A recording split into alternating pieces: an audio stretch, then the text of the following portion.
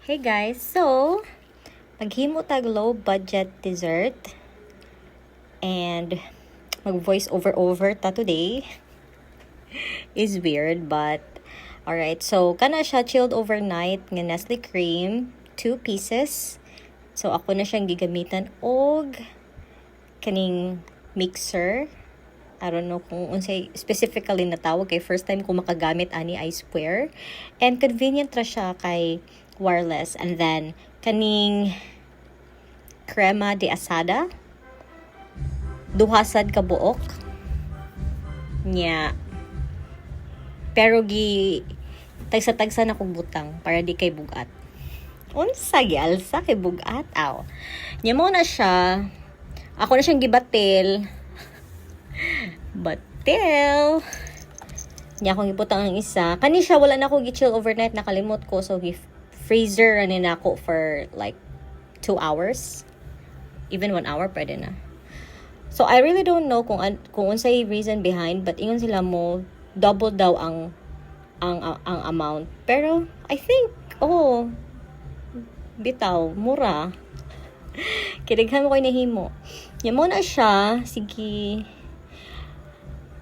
Ana akong gibutangan og tang mango kay mo man nakita man ko ang gibutangan sa akong video na gisundan.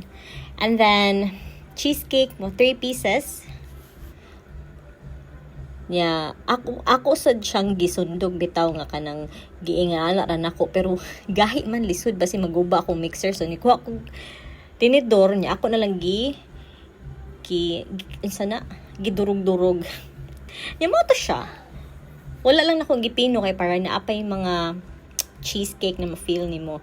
Nya mo ni nagtarong kog arrange kay ingon to sa video na akong nakitaan.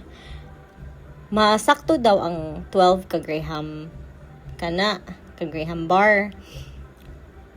Nya kay mukuan man jud siya kanang dili bitaw even. So mo to nadugay ko niya.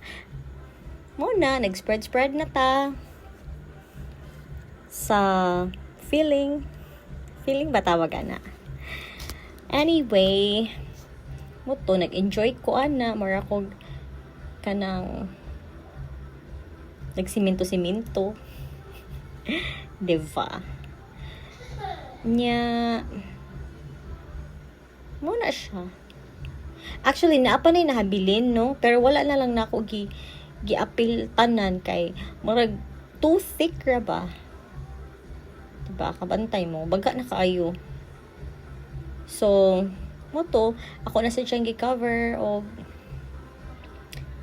ay akong gi-sprinkle di ay cheesecake 2 pieces na siya.